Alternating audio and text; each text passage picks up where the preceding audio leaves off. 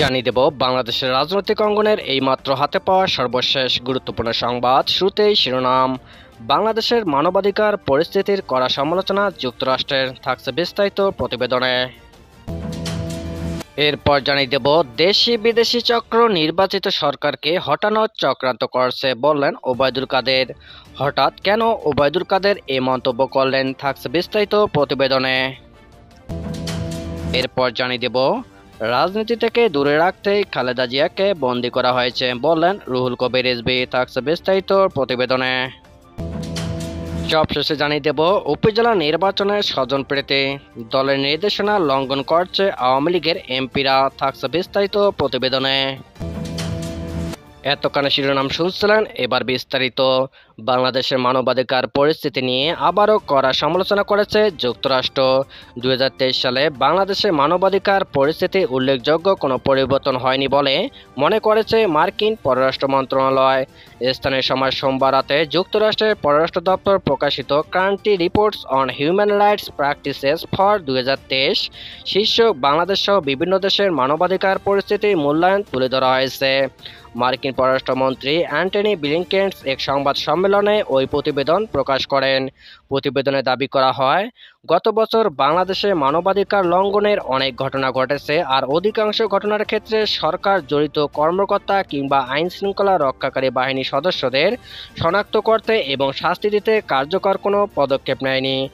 এছাড়া প্রতিবেদনে বলা হয়, বাংলাদেশের স্বাধীন আন্দোলনে বাধা দেওয়া হয়, আছে অবাধ ও সুষ্ঠু নির্বাচনের মাধ্যমে শান্তিপূর্ণভাবে তাদের সরকার পরিবর্তনের নাগরিকদের অক্ষমতা। প্রতিবেদনে গত বছর বাংলাদেশের মানবাধিকার লঙ্ঘনের বেশ কিছু বিশ্বাসযোগ্য তথ্য থাকার কথা উল্লেখ করা হয়েছে, যার মধ্যে রয়েছে বিচার বহির্ভূত হত্যা, গুম, সরকারি নির্যাতন বা নিষ্ঠুরতা, অমানবিক বা অবমাননা আচরণ বা শাস্তি, কঠোর ও জীবনের জন্য হুমকি এমন কারাগার পরিস্থিতি। এছাড়া নির্বিচারে গ্রেপ্তার বা আটক, বিচার বিভাগের স্বাধীনতা নিয়ে গুরুতর সমস্যা, রাজনৈতিক ও অন্যান্য বন্দী, সাংবাদিকদের উপর সহিংসতা ও অযৌক্তিক গ্রেপ্তার, মত প্রকাশ সীমিত করার জন্য ফৌজদারি মানহানি আইনের ব্যবহার, গণমাধ্যমের স্বাধীনতা বা ইন্টারনেটের ক্ষেত্রে স্বাধীনতার উপর গুরুতর বিধিনিষেধের কথা বলা হয়েছে। পুলিশের উল্লেখযোগ্য মাত্রায় শক্তি প্রয়োগের অভিযোগগুলো তদন্তের দাবি তুলে ধরে বলা হয়, সরকার বা সংশ্লিষ্ট এজেন্টদের বিরুদ্ধে বিচার বহির্ভূত হত্যাসহ নির্বিচারে বা বেআইনিভাবে হত্যাকাণ্ড চালানোর অভিযোগ পাওয়া গেলেও সরকার মানবাধিকার লঙ্ঘনকারী কর্মকর্তা বা নিরাপত্তা বাহিনীর সদস্যদের চিহ্নিত করতে এবং শাস্তি দেওয়ার জন্য বিশ্বাসযোগ্য পদক্ষেপ নেয়নি। প্রতিবেদনে রাজনৈতিক অংশগ্রহণের ওপর গুরুতর ও অযৌক্তিক বিধিনিষেধ, সরকারি খাতে বড় ধরনের দুর্নীতি, দেশীয় ও আন্তর্জাতিক মানবাধিকার সংস্থাগুলোর উপর গুরুতর বিধিনিষেধকেও সমস্যা হিসেবে উল্লেখ করা হয়েছে। এছাড়া বাল্যবিবাহ, লিঙ্গভিত্তিক সহিংসতা, যৌন সহিংসতা, ক্ষুদ্র নৃগোষ্ঠীর উপর সহিংসতার তথ্য তুলে ধরা হয়েছে। শিশু শ্রমের ক্ষেত্রেও বাংলাদেশকে খারাপ উদাহরণ হিসেবে তুলে ধরা হয়েছে। দেশি বিদেশি চক্র নির্বাচিত সরকারকে হটানোর চক্রান্ত করছে বলে মন্তব্য করেছেন আওয়ামী লীগ সাধারণ সম্পাদক এবং সড়ক পরিবহন ও সেতুমন্ত্রী ওবায়দুল কাদের।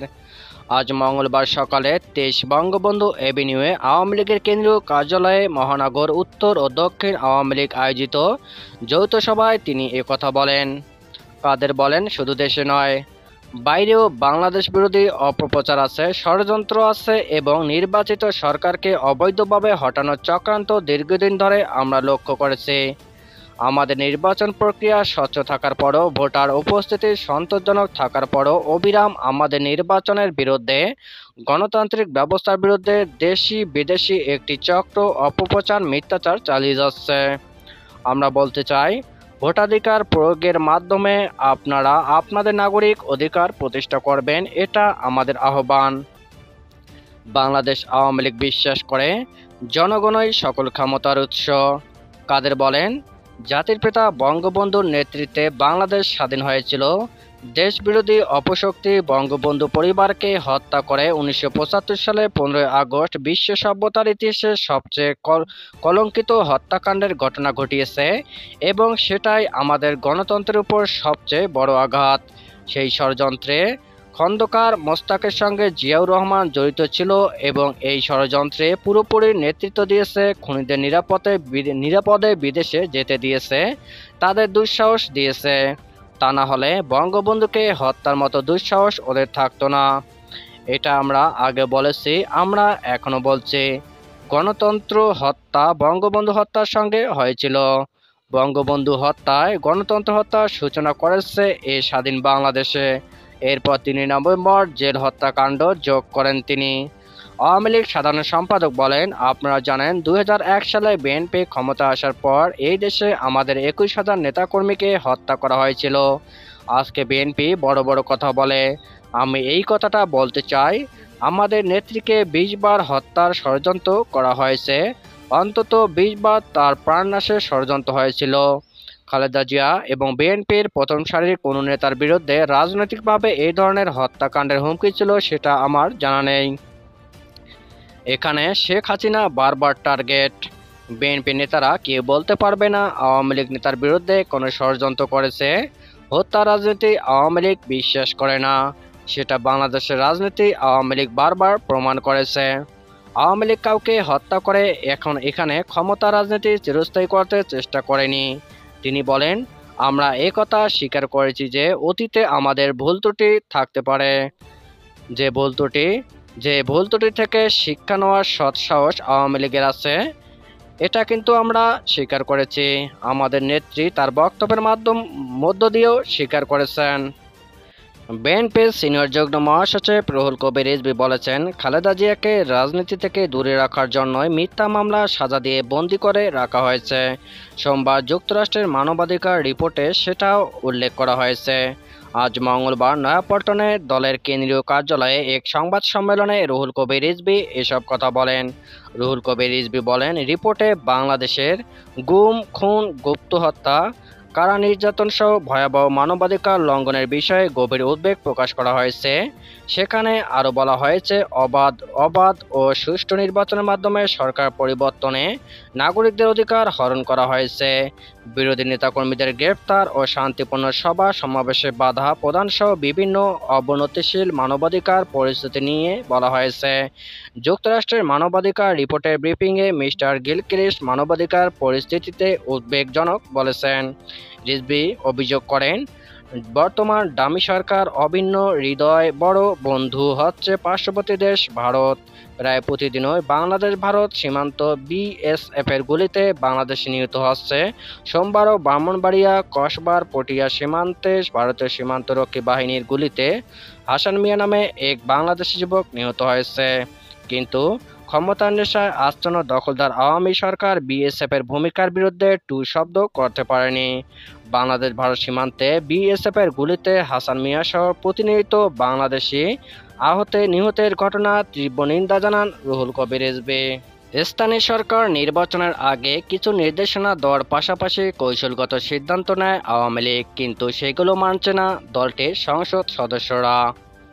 আওয়ামী লীগের সব এমপিদের নির্দেশনা দেওয়া হয়েছে উপজেলা নির্বাচন যাতে তাদের পরিবারের সদস্য বা আত্মীয়স্বজন প্রার্থী না হন তা নিশ্চিত করতে, কিন্তু প্রায় সব নেতা এ নির্দেশনা উপেক্ষা করছেন।